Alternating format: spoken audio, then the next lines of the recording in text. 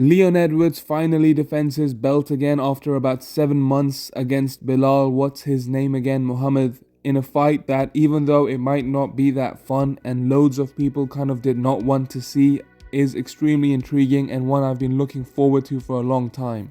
One of the main reasons why loads of people tend to not want to see it is obviously because only 3 years ago they did fight, and the fight was obviously very one-sided for the time that it lasted. Now, both of them have actually improved quite a bit, and in Belal's case, even though fans don't really want to admit it, he has actually looked sharper on the feet. He even did get a finish against Sean Brady. Even though he didn't drop him, he did hurt him and put him away. And of course, the world now actually knows how good Leon Edwards is. He's been very elite for a long time, but now he's well respected and one of the more dominant champs in the UFC. Now, let's look at Belal first in terms of how he has improved. Now, he has always had elite grappling and especially wrestling in the welterweight division. However, now he has cleaner and slicker striking to go with it. He makes less mistakes, he's more accurate, he hits slightly harder, I feel like. I already mentioned his performance against Sean Brady, where he mainly just used his kickboxing, but even against Burns and Wonderboy, even though he had to wrestle a lot in those fights, his striking was crisper, it was way more efficient than usual. I mentioned his grappling and how elite it has been for a few years in the welterweight division, but to be fair, I would argue in the last 2 to 3 years, his Brazilian Jiu-Jitsu has actually improved quite a lot. For him to handle Wonderboy and Burns, especially the way he did, it's obviously improving still. And to that, a lot of fans will say, yeah, but he's not actually finishing anybody with it, which is true,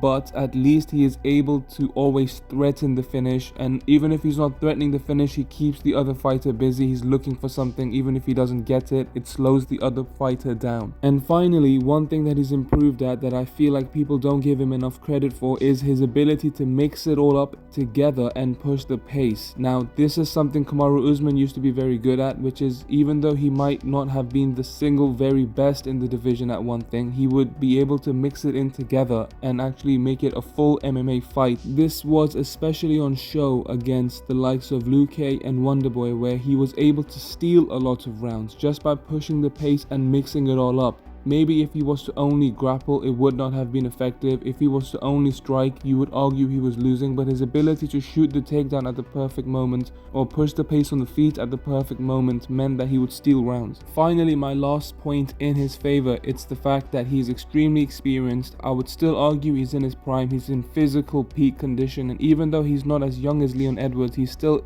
just about in that age range where welterweights can compete for titles. And on that point, we come on to Leon Edwards. The reason why I say on that point is because he is slap bang right in the absolute middle of his prime. Fighters are in the middle of their prime, I would argue, especially under middleweights, between 30 and 35, and he is in that 32-33 range where he is in absolute peak form. Now, even though he is not as active as I want him to be, the reason why I say that is because I know he's fighting twice a year, which isn't that bad, but when you're in this age range, you are not going to have this level ability forever. You need to use your body, you need to use your age, and he should be fighting 3 to 4 times a year in my opinion.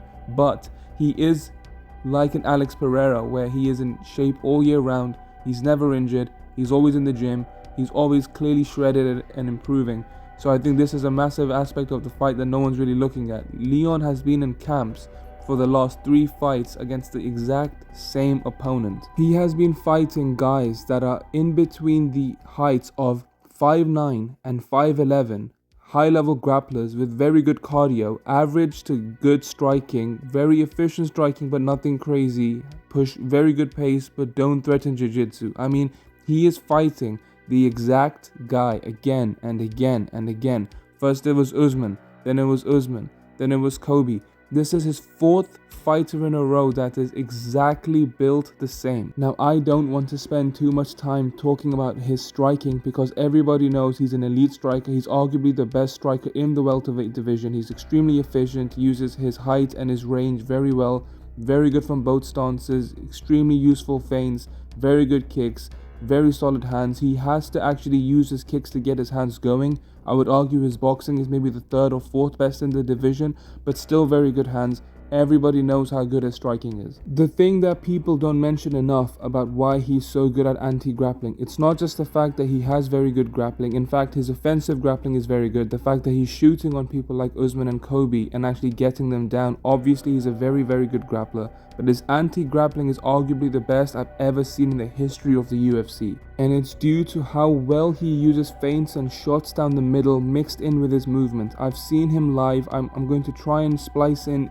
footage that I have of him fighting Usman last year in London. His ability to create distance between him and fighters who are looking to grapple, open up that space in which they would shoot and land efficient strikes down the middle. Like, this is teeps, elbows, jabs, anything that he can throw to throw them off. He's incredible at it. Usually people have 1 or maybe at max 2, maybe every now and then 3 layers of defense, but his movement is incredible. And then he is extremely good and efficient at landing strikes down the middle. Then his actual strength level is very good. He's able to just clinch with them and throw them off him. If not, then his underhooks are very good. If it hits the mat, he's very good at getting back up. This guy has about 5 layers of defensive grappling to his game. And unfortunately for Belal, I think this is the thing that's going to break his ability to actually get inside and get his pace going. Because Kobe and Usman, they do the exact same thing. They try and use their forward movement, pressure, and then grappling to get their pace off, to get their strikes off, and then they start to break people. But Leon is almost unbreakable now. And I mean that in terms of grapplers. If you're grappling heavy and that is what gets your game going, it's going to be extremely difficult. You would need high level striking or extreme power to be able to break Leon. And at this point, there's just no one in this division in terms of the grapplers that I think can actually take him. And on top of it, to make everything worse for Belal, he's also quite risk averse. Leon is not looking to take risks and open himself up and look for a finish. He will coast to a victory, and I think that's the exact same thing that will happen this time. I do like Belal as a fighter. I do think he deserves the title shot, but I just don't think he has what it takes to beat Leon Edwards, who's coming off of his 4th camp of the exact same fighter, has elite striking, incredible takedown defense, the best anti-grappler maybe in the UFC, mixed in with the fact he has great cardio, lots of experience, 5-round fight after 5-round fight. He's not really that inactive. I see a 49-46 decision ×3 for Leon Edwards at UFC 304.